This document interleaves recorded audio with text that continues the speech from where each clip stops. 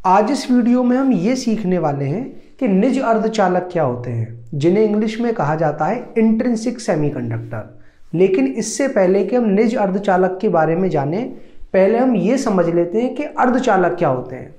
तो ऐसे पदार्थों को अर्धचालक कहा जाता है जिनके लिए जो संयोजी बैंड है और जो चालन बैंड है, उनके लिए जो आपका ऊर्जा अंतराल है, जिसे हम बैंड अंतराल कहते हैं, वो 3 इलेक्ट्रॉन वोल्ट से कम होता है। और अगर आपको अभी तक ये भी नहीं पता है कि संयोजी बैंड क्या होता है, चालन बैंड क्या होता है, या फिर ये जो मैंने बैंड अंतराल यहाँ लिखा है वो है क्या चीज़, तो मैंने डिस्क्रिप्शन बॉक्स में इस वीडियो की लिंक दे दी है, जिसमें आप जाकर के ये सारी चीज़ें सीख सकते हो। वरना आप आई बटन पर क्लिक करके भी उससे रिलेटेड वीडियो देख सकते हो। अब ये जो हमारे अर्धचालक हैं वो अलग अलग प्रकार के हो सकते हैं, जिनमें से पहले प्रकार के जो अर्धचालक हैं उन्हें कहा जाता है तात्विक अर्धचालक। जो हमारी आवर्त सारणी में उपस्थित तत्व हैं, उन्हीं तत्वों में से कुछ तत्व ऐसे हैं जो अर्धचालक की तरह व्यवहार करते हैं। दूसरे प्रकार के हमारे अर्धचालक होते हैं यौगिक अर्धचालक। लेकिन यौगिक बनाने के लिए हमें तत्वों को मिक्स करना होता है, और जैसे ही आप 2 या उससे अधिक तत्वों को मिलाकर के अर्धचालक बनाओगे तो वो आपका अर्धचालक कहलाएगा यौगिक अर्धचालक।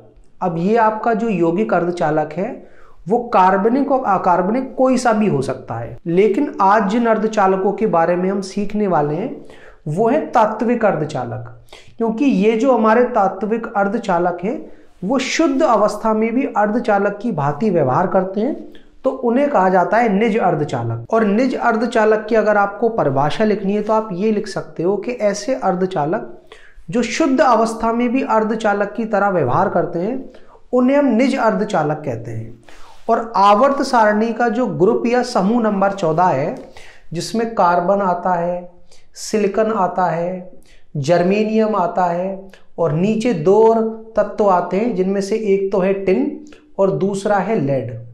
तो इस आवर्त सारणी के समूह नंबर 14 के जो सिलिकॉन और जर्मेनियम है वो दोनों ही शुद्ध या निज अर्धचालक की भांति व्यवहार करते हैं। इन दोनों के लिए ही जो बैंड अंतराल का मान है वो 3 इलेक्ट्रॉन वोल्ट से कम आता है।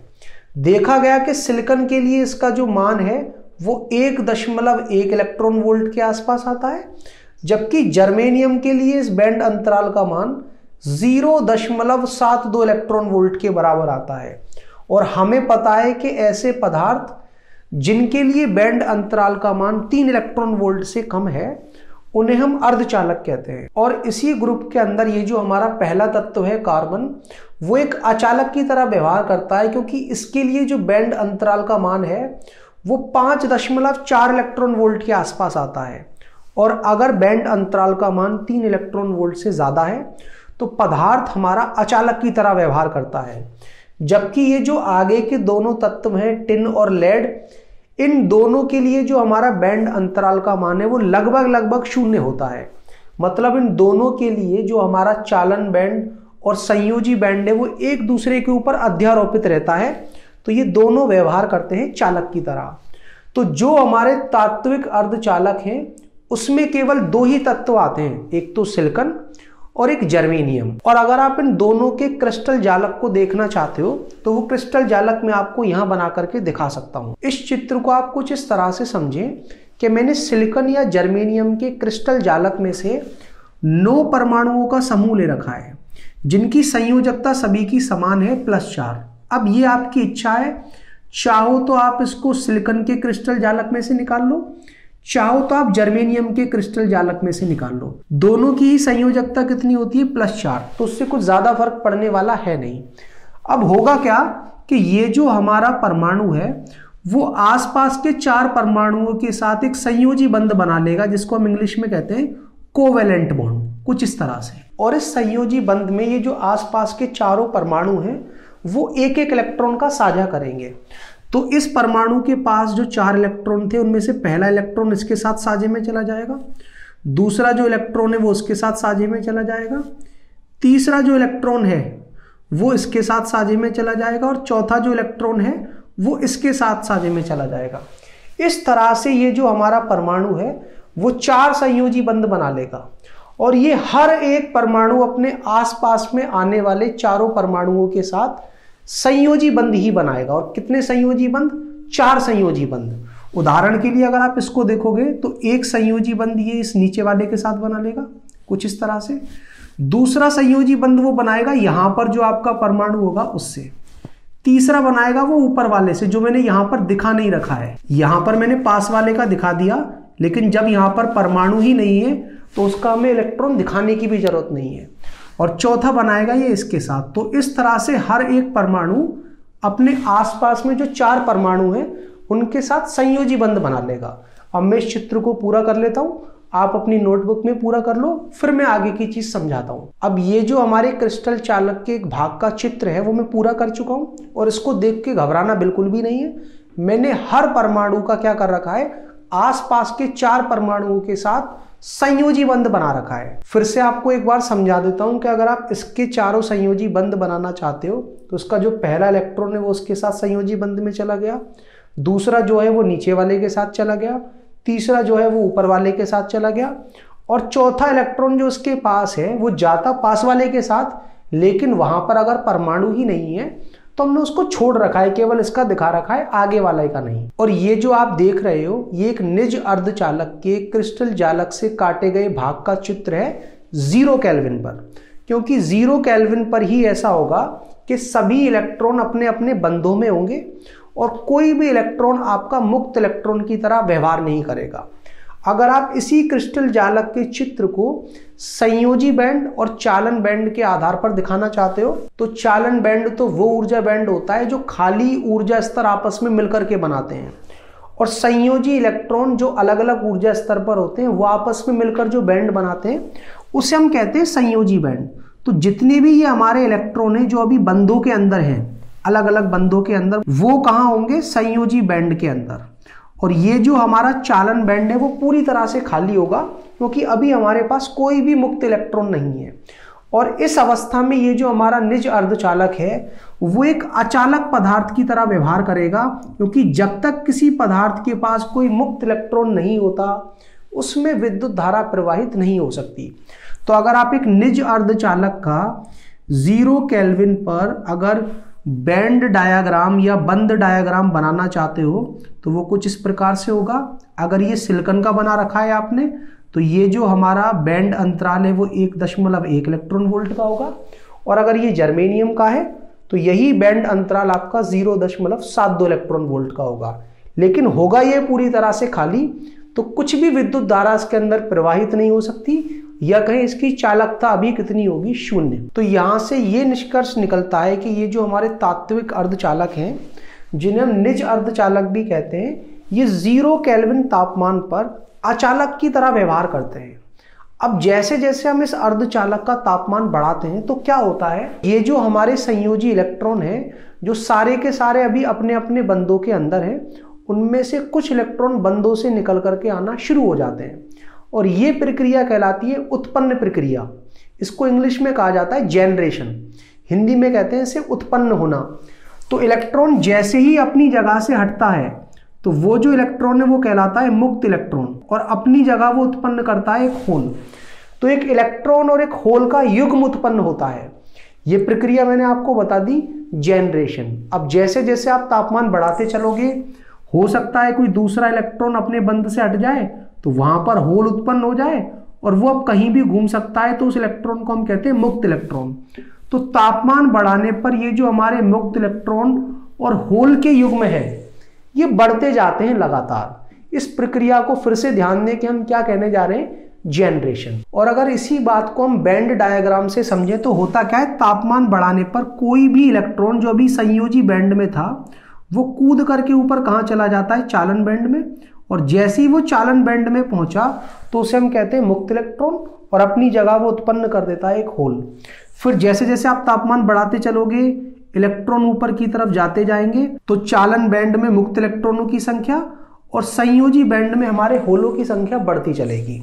हो सकता है कोई तीसरा इलेक्ट्रॉन भी जंप कर जाए या कूद करके ऊपर चला जाए और अपनी स्थिति पर क्या उत्पन्न कर दे, एक होल। तो बैंड डायग्राम में जो चीज हम यहाँ पर इस तरह से समझ रहे हैं, वास्तव में वो प्रक्रिया कुछ इस तरह से हो रही होती है कि तापमान बढ़ाते चलो और ये जो आपके इलेक्ट्रॉन और होल के युग्म है वो उत्पन्न होते जाएंगे। तो जैसे जैसे हम तापमान बढ़ाते जाते हैं, इलेक्ट्रॉन और होल युग्म की संख्या बढ़ती जाती है, फलस्वरूप अर्धचालक की जो चालकता है वो भी बढ़नी शुरू हो जाती है। तो ये जो आपके अर्धचालक के क्रिस्टल जालक का चित्र है वो तब है जब उसका तापमान 0 केल्विन से ज्यादा है, और ये जो आपका बैंड डायग्राम है वो भी तब है जब आपका तापमान 0 केल्विन से ज्यादा हो, क्योंकि 0 केल्विन पर तो सारे के सारे इलेक्ट्रॉन संयोजी बैंड के अंदर होते हैं या कई सारे इलेक्ट्रॉन अपने अपने बंधों में होते हैं। तो यहां से हम ये कह सकते हैं कि एक निज अर्धचालक 0 केल्विन पर तो अचालक की भांति व्यवहार करता है, लेकिन जैसे जैसे उसका हम तापमान बढ़ाते हैं उसकी चालकता बढ़ती जाती है। अब ऐसा बिल्कुल भी नहीं है कि आप तापमान बढ़ा करके ये जो सारे के सारे संयोजी इलेक्ट्रॉन हैं उन्हें चालन बैंड में जंप करा दो। अगर ऐसा आप कर दोगे तो एक अर्धचालक एक पूरी तरह से लोहे की तरह चालक बनकर तैयार नहीं हो जाएगा। तो ऐसा बिल्कुल भी नहीं हो सकता, क्योंकि जैसे जैसे आप तापमान बढ़ा करके मुक्त इलेक्ट्रॉन और होलों के युग्म बढ़ा रहे होते हो तो कभी कभी हमारा मुक्त इलेक्ट्रॉन स्वतंत्र रूप से घूमता हुआ फिर से किसी होल में जाकर के बैठ गया। अगर ये यहां जाकर के बैठ गया तो ये जो प्रक्रिया है वो कहलाती है पुनः संयोजित होने की प्रक्रिया, जिसे इंग्लिश में कहा जाता है प्रोसेस ऑफ रिकॉम्बिनेशन। तो शुरुआत में उत्पन्न होने की प्रक्रिया बहुत तेज होती है और ये जो संयोजित होने की प्रक्रिया है वो काफी कम होती है, लेकिन तापमान बढ़ाने पर ये जो पुनः संयोजित होने की प्रक्रिया है वो भी बढ़ती जाती है, और अंततः जब संतुलन आता है तो उसमें ऐसा होता है कि जितने युग्म आप इलेक्ट्रॉन और होल के उत्पन्न कर रहे हो प्रति सेकंड उतने ही पुनः संयोजित हो रहे हैं। तो उससे होता क्या है कि अगर आप प्रति सेकंड तापमान बढ़ा करके 1 लाख युग्म बना रहे हो और 1 लाख पुनः संयोजित हो रहे हैं तो चालकता तो बढ़ नहीं पाएगी, क्योंकि जितने इलेक्ट्रॉन आपके चालन बैंड के अंदर हैं उतने ही रहने वाले हैं। तो फिर तापमान बढ़ाने का कोई औचित्य भी नहीं रह जाता, क्योंकि अब अर्धचालक जितना अच्छा चालक हम बना सकते थे तापमान बढ़ा करके उतना हमने बना लिया। और ऐसी स्थिति में जब संतुलन आ चुका होता है तब अगर आप इस अर्धचालक को देखोगे तो जो हमारे मुक्त इलेक्ट्रॉनों का संख्या घनत्व होता है वही हमारे होलों का संख्या घनत्व होता है। मतलब जितने मुक्त इलेक्ट्रॉन हमारे इस चालन बैंड के अंदर होते हैं उतने ही हमारे होल इस संयोजी बैंड के अंदर होते हैं। लेकिन यहाँ पर ये जो स्मॉल n है ये मुक्त इलेक्ट्रॉन या होलों की संख्या नहीं है, उसका संख्या घनत्व है।